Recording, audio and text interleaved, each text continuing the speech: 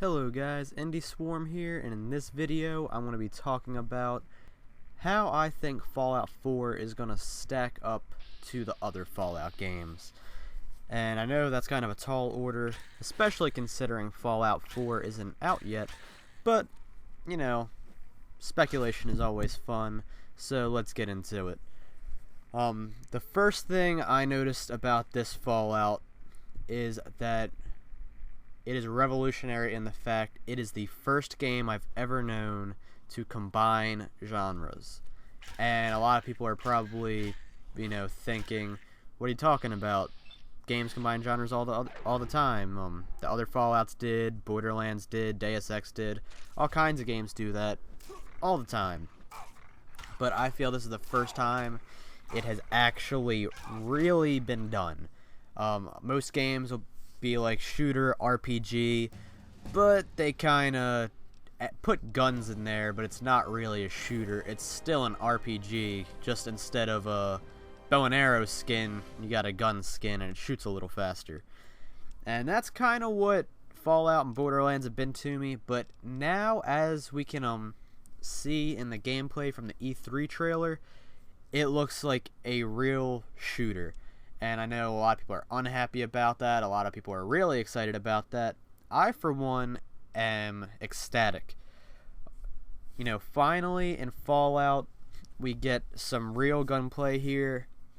There was nothing wrong with the old systems. It played very well for Fallout. But I really think this is a great direction. A lot of people say it looks too much like Call of Duty. Therefore, they're making this system guilty by association, be like, oh, it's going to be terrible because it looks like Call of Duty. Borrowing elements from games that are the most successful in their genre is not a problem. This game is not becoming Call of Duty. It is just, taking the gunplay from a successful shooter and implementing it, and I think that is going to be huge, especially keeping that with the RPG elements. It is the first real marriage of two genres in one game, and I think that is something that is going to put Fallout 4 over the top by itself. The next thing I want to talk about is the mini games on your Pip-Boy, and I know that doesn't seem like a big deal to a lot of people.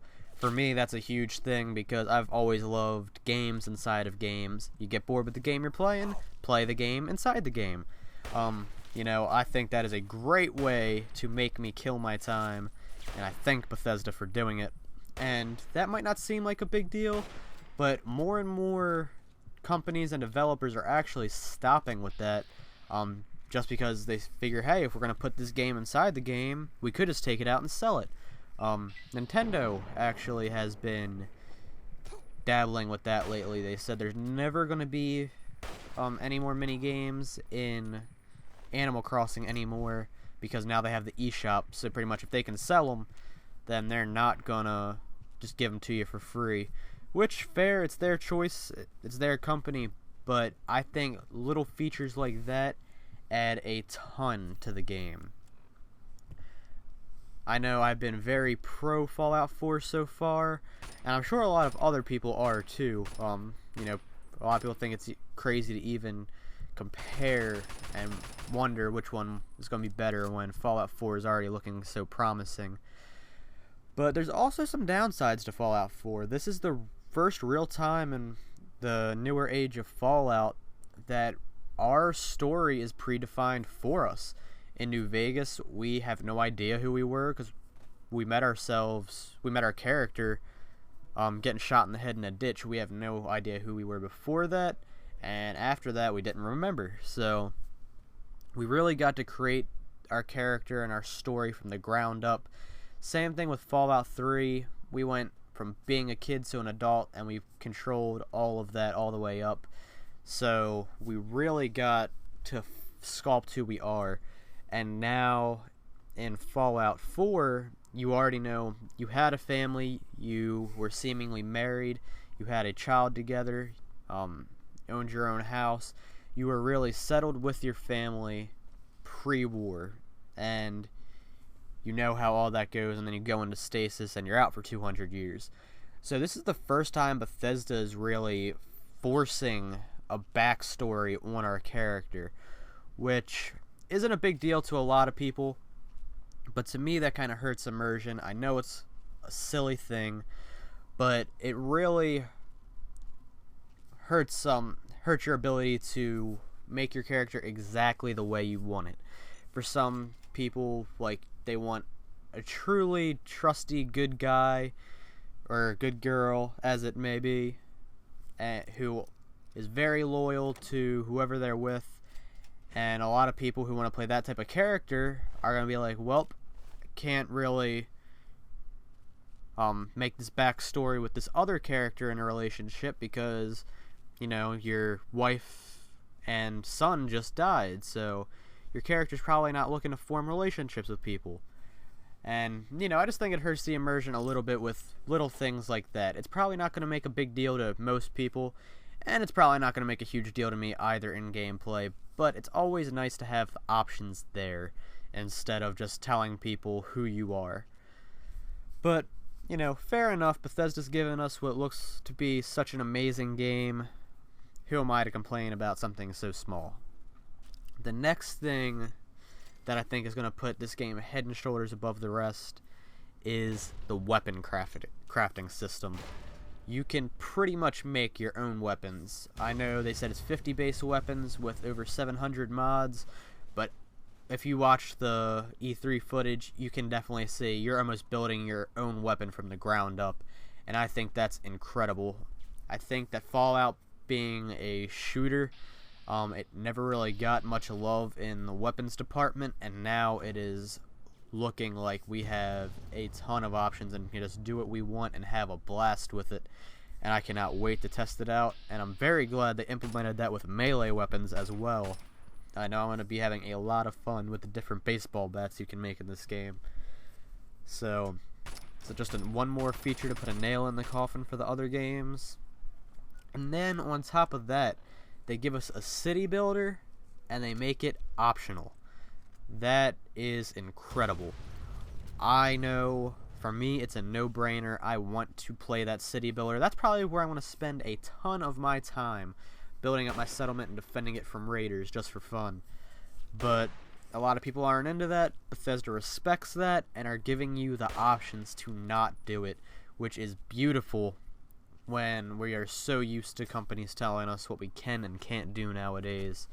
So that was a really great thing for them to do, but I know I'm going to make the most crazy off-the-wall cities humanly imaginable and just have a blast with it. So it looks like we have a ton to do in this one. Now, some of the unknowns are really going to be a deciding factor too.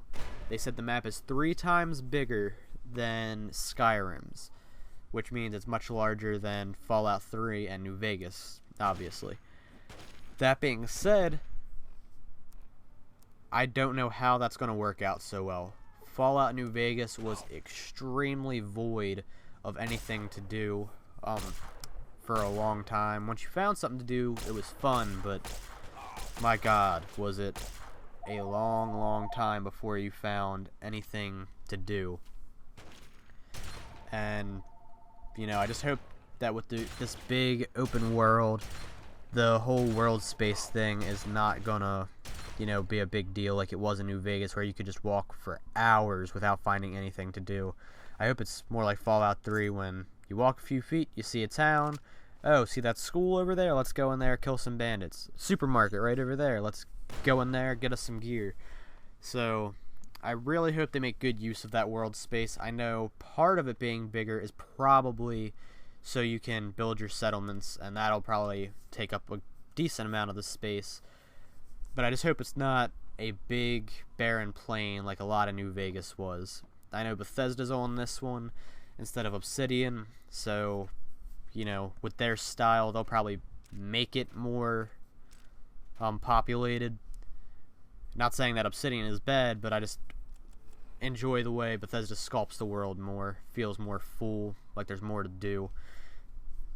So, you know, if they utilize this world space, it could be for the better. It could also hurt them, though, with trying to be too ambitious with it. So Fallout 4 looks like it's stacking up to be a great game, which I'm not telling anybody anything new with that. I've also noticed some of the deaths kind of look like animations rather than actual physics-based ragdolls like they used to do, which, I don't know, I hope they keep with the physics because there's no reason not to. Your engine is powerful enough now, and you can utilize that to, make the physics even better. But I hope they're not abandoning physics in to put animations in, basically. That would be a huge step back when a lot of games are just now getting into physics. Why would you jump back to having a system where everything is just an animation? I noticed that with a super mutant dropping forward, even though the way he was hit with the rocket, he clearly would have flew backwards.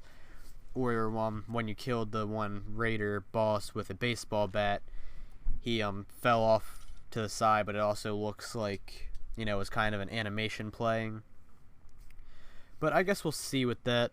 The next thing I want to bring up, and sorry this is turning into a rather long video, is power armor. Power armor in other games was so much fun. You just threw it on, offered great protection, and made you look like a badass. In this one, it looks more like a mech suit, which I don't like too much. I know a lot of people like the idea of it. I did like seeing the jetpack with it and the different ways you can customize it, but power armor isn't a mech suit. That's just not what it is.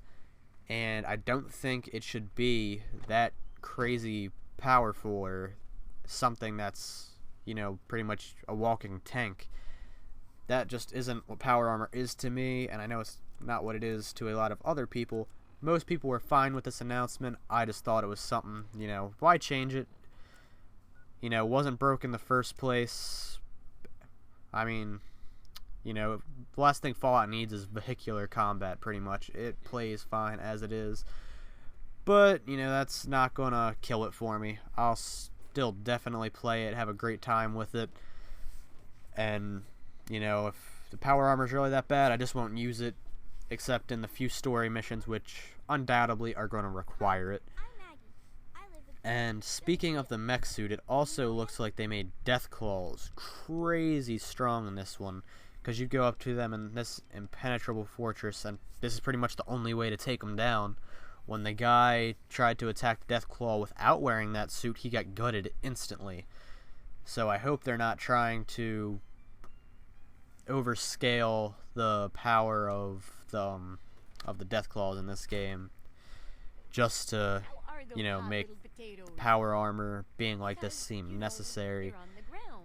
I know Bethesda is trying to give us a lot of freedom with this game, so I hope they give us the freedom to play. We want to involve power armor, then I think that should be a way we should be allowed to do it. So that being said, Fallout 4 is on a great track to surpass its predecessors, but there are some features that may hold it back, such as the predetermined story and possibly the forced use of that power armor that, some of us might not want to use now due to the way they make it usable as a mech suit instead of power armor. So it definitely has potential to be great. It could be the best game ever by my standards, but there are some things that can hold it back if they do it wrong. So I hope Bethesda gives us a great showing, really expresses that freedom of choice, and lets us do what we want in this game like they're saying they're going to do.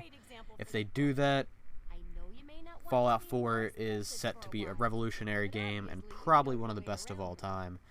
This has been Indie Swarm. I will see you guys in the next video. Please leave your comments below, share this video, share your thoughts, and I will see you next time.